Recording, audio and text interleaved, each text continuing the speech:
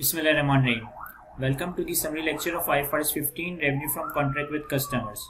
This is Murtaza Qaid, faculty member for Financial Reporting at IQ School of Finance.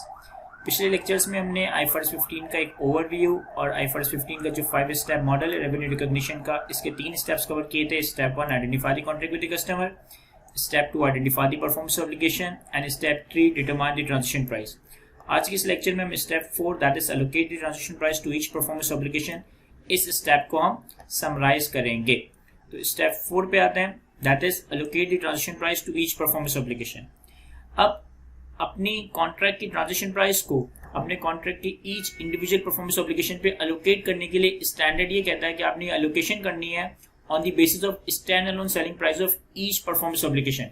यानी अगर हमारे contract में एक से ज्यादा परफॉर्मेंस ऑब्लिगेशन है तो हम हर परफॉर्मेंस ऑब्लिगेशन की स्टैंड अलोन सेलिंग प्राइस की रेशियो की बेसिस में, स्टैंड अलोन सेलिंग प्राइस की वैल्यू की बेसिस पे अपने कॉन्ट्रैक्ट की ट्रांजिशन प्राइस को एलोकेट कर रहे होंगे. लेकिन डिपेंड करता है, हो सकता है कि हमारे पास परफॉर्मेंस ऑब्लिगेशंस की stand alone selling price available हो सकता है कि हमारे पास परफॉर्मेंस ऑब्लिगेशन की stand alone selling price available ना हो. अगर तो परफॉर्मेंस ऑब्लिगेशंस की stand alone selling price available है तो फिर तो आपकी ट्रांजिशन प्राइस परफॉर्मेंस ऑब्लिगेशंस पे एलोकेट हो जाएगी on the basis of stand alone selling price of each performance obligation. Stand alone selling price को डिफाइन किया गया, stand alone selling price should be the determined at the contract inception and it represents the price at which the entity would sell a good or services separately to a customer. यानी कि वो price जो कि contract की day Inception पे determine की जाए जिसपे एक गुड्स और सर्विस इंडिविजुअली कस्टमर को सेल किया जाता है. Ideally, this will be an observable price at which an entity sells similar goods or service under similar circumstances to similar customers. What if कि अगर हमारे पास किसी परफॉर्मेंस ऑब्लिगेशन की stand alone selling price available ना हो, अगर stand alone selling price available नहीं है तो फिर स्टैंडर्ड हमें ये कहता है कि हमें परफॉर्मेंस ऑब्लिगेशन की स्टैंड अलोन सेलिंग प्राइस को एस्टिमेट करना पड़ेगा. और इसकी एस्टिमेशन के हमारे पास 3 तरीके हैं. Number 1 market assessment approach, number 2 expected cost plus markup margin approach and number 3 residual value approach. Standard कहता है estimate the stand alone selling price of each performance obligation by considering all available information including market condition, entity specific factors, information about customers or class of customers, etc.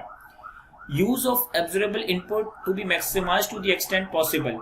यानी कि हमने maximum inputs को इस्तेमाल करना है, market data को भी देखना है, अपनी कॉस्ट को भी देखना है, कस्टमर डिमांड सप्लाई को भी देखना है, कस्टमर की एबिलिटी एक्सपेक्टेशन को भी देखना है और डिफरेंट तरह की चीजों को हम इवेल्युएट कर रहे होंगे, मार्केट इन्फॉर्मेशन को इस्तेमाल कर रहे होंगे और फिर कोई ना कोई stand alone selling price performance obligations की एस्टिमेट कर रहे होंगे.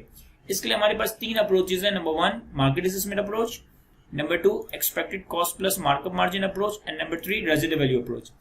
मार्केट असेसमेंट अप्रोच में आप ये करते हो कि आप जो कस्टमर को गुड्स एंड सर्विसेज सेल कर रहे हो उस मार्केट को इवैल्यूएट करते हो. ये देखते हो कि कस्टमर आपकी गुड्स एंड सर्विसेज के लिए क्या प्राइस पे करने के लिए विलिंग है. ये देखते हो कि कंपटीटर सिमिलर प्रोडक्ट किस प्राइस पे सेल कर रहा है. अगर कस्टमर की प्रोडक्ट और कंपटीटर की प्रोडक्ट और आपकी प्रोडक्ट में कोई एज है, कोई डेफिशिएंसी है, कोई क्वालिटी, कोई हाई स्टार बात है, तो फिर आप उस हिसाब से अपनी प्रोडक्ट की स्टैंड अलोन सेलिंग प्राइस, यानी कि बेसिकली यहाँ पे हम मार्केट इन्फॉर्मेशन को देख रहे होंगे, कस्टमर की इंटेंशन देख रहे होंगे, कस्टमर की एबिलिटी देख रहे होंगे, कस्टमर की विलिंगनेस देख रहे होंगे, मार्केट में हमारे प्रोडक्ट की डिमांड सप्लाई के प्रिंसिपल्स को देख रहे होंगे, ये देख रहे होंगे कि कंपटीटर्स क्या प्राइस चार्ज कर रहे हैं, ये देख रहे होंगे कि कंपटीटर की प्रोडक्ट और हमारी प्रोडक्ट में क्या एडिशनल बातें या क्या खामियां वगैरह हैं. अगर मार्केट असेसमेंट अप्रोच से आप ट्रांजिशन प्राइस को, स्टैंड अलोन सेलिंग प्राइस को एस्टिमेट ना कर सके तो फिर दूसरा मेथड आपके पास अवेलेबल है expected cost plus markup margin approach. यानी कि आप ये देखते हो कि आप अगर एक परफॉर्मेंस ऑब्लिगेशन सेटिस्फाई करते हो तो इसमें आपकी कितनी कॉस्ट लग रही है और फिर जो भी आपकी कंपनी का ओवरऑल प्रॉफिट मार्कअप या मार्जिन परसेंटेज है, जो भी आपकी इंडस्ट्री का या सिमिलर प्रोडक्ट का प्रॉफिट मार्कअप या मार्जिन परसेंटेज है, आप अपनी कॉस्ट के ऊपर वो मार्कअप या मार्जिन परसेंटेज अप्लाई करके stand alone selling price estimate कर सकते हो. और इन केस कि अगर किसी प्रोडक्ट की stand alone selling price market assessment approach से भी मालूम ना हो सके, एक्सपेक्टेड वैल्यू मेथड से भी, expected cost plus markup margin approach से भी आइडेंटिफाई ना हो सके, तो फिर हम रेजिडुअल अप्रोच यानी कि रेजिडुअल अप्रोच मेथड 3 के rate stand alone selling price estimate करेंगे. यहाँ पे हम बेसिकली करते ही हैं कि टोटल ट्रांजेक्शन प्राइस से जो डिटर्मिनेबल, जो observable stand alone selling prices थी उनको हम नेट कर देते हैं, लेस कर देते, तो हमारे पास रिमेनिंग परफॉर्मेंस ऑब्लिगेशन की स्टैंड अलोन सेलिंग प्राइस आ जाएगी. याद रखिएगा रेजिडुअल वैल्यू अप्रोच सिर्फ उसी वक्त अप्लाई होगा जब सेलिंग प्राइस हाईली वेरिएबल हो, यानी कि एक प्रोडक्ट एक क्लास ऑफ कस्टमर को हाई प्राइस पे सेल किया जा रहा है, वही प्रोडक्ट दूसरी क्लास ऑफ कस्टमर को वेरी लो प्राइस पे चार्ज किया जा रहा है। यानी कि प्राइस बड़ी वेरिएबल है, कभी 15 रुपए, कभी 20 रुपए, कभी 50 रुपए, कभी 80 रुपए, डिफरेंट प्राइसेस पे अगर एक प्रोडक्ट सेल हो रहा है, प्राइस हाईली वेरिएबल है, तो वहां पे रेजिडुअल वैल्यू अप्रोच इस्तेमाल किया जा सकता है। या फिर रेजिडुअल वैल्यू अप्रोच वहां इस्तेमाल होगा जब प्राइस अनसर्टेन हो। फॉर एग्जांपल कि आप कोई प्रोडक्ट मार्केट में पहली बार सेल कर रहे हो, आज से पहले ये प्रोडक्ट सेल नहीं किया गया, तो इसकी स्टैंड ऑन सेलिंग प्राइस या कस्टमर बिहेवियर के हवाले से आइडेंटिफिकेशन नहीं हो सकती, तो फिर इन दो सिनेरियोज में ही हम रेजिडुअल वैल्यू अप्रोच इस्तेमाल कर रहे होंगे।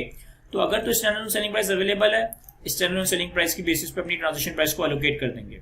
अगर अवेलेबल नहीं है तो फिर स्टैंड ऑन सेलिंग प्राइस को एस्टिमेट करेंगे, आदर using market assessment approach, expected cost plus markup margin approach, या फिर रेजिडुअल वैल्यू अप्रोच। अच्छा, देयर इज अ पॉसिबिलिटी कि आपकी कॉन्ट्रैक्ट की जो ट्रांजेक्शन प्राइस है इसमें कोई डिस्काउंट इनबिल्ट हुआ हो।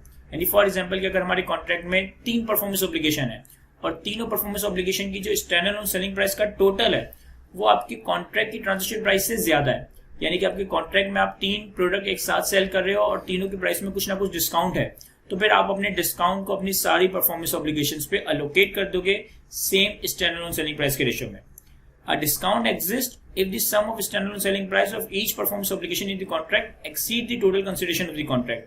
अगर हर परफॉर्मेंस ऑब्लिगेशन की स्टैंडर्ड सेलिंग प्राइस का टोटल आपके कॉन्ट्रैक्ट की कंसिडरेशन, आपकी कॉन्ट्रैक्ट की ट्रांजेक्शन प्राइस से ज्यादा है, तो इसका मतलब है कि आप अपना कॉन्ट्रैक्ट डिस्काउंट पे दे रहे हो, आप अपने कॉन्ट्रैक्ट में गुड्स एंड सर्विसेज को डिस्काउंट पे सेल कर रहे हो। तो हम करेंगे क्या कि discount is also allocated on proportionate basis to all performance obligation in the contract. तो हम डिस्काउंट को अपनी सारी परफॉर्मेंस ऑब्लिगेशन पे उनकी स्टैंडर्ड सेलिंग प्राइस के रेशियो पे ही अलोकेट कर देंगे। Unless there is observable evidence that the discount relate to only some performance obligation in a contract। लेकिन अगर आपके कॉन्ट्रैक्ट में एक से ज्यादा प्रोडक्ट है और इस बात के एविडेंस मौजूद है कि डिस्काउंट सारी प्रोडक्ट से पर्टेनिंग नहीं है, किसी एक या स्पेसिफिक प्रोडक्ट से पर्टेनिंग है, तो फिर आप डिस्काउंट को एलोकेट नहीं करोगे, बल्कि डिस्काउंट को स्पेसिफिक परफॉर्मेंस ऑब्लिगेशन के अगेंस्ट कैटर किया जा रहा होगा। भाई फॉर एग्जांपल मैं 2 प्रोडक्ट, मेरी हिस्ट्री रही है कि मैं 2 प्रोडक्ट को सालों से डिस्काउंट पे सेल करता आया हूं, अब मैंने एक कॉम्बो बना के उसमें तीसरा प्रोडक्ट भी डाल दिया और उसमें भी डिस्काउंट का एलिमेंट है, तो अगर वो डिस्काउंट इतना ही है जितना मैं पहले 2 प्रोडक्ट पे देता था, तो इसका मतलब है कि ये डिस्काउंट 2 प्रोडक्ट पे ही दिया जा रहा है और तीसरे प्रोडक्ट पे हमें डिस्काउंट एलोकेट करने की जरूरत नहीं है। तो यहाँ तक हमारा स्टेप 4 कंप्लीट होता है। इंशाल्लाह नेक्स्ट लेक्चर में हम लास्ट स्टेप 5 कवर करेंगे। आज के लेक्चर को यहीं तक रखते हैं। Thank you, Allah Hafiz.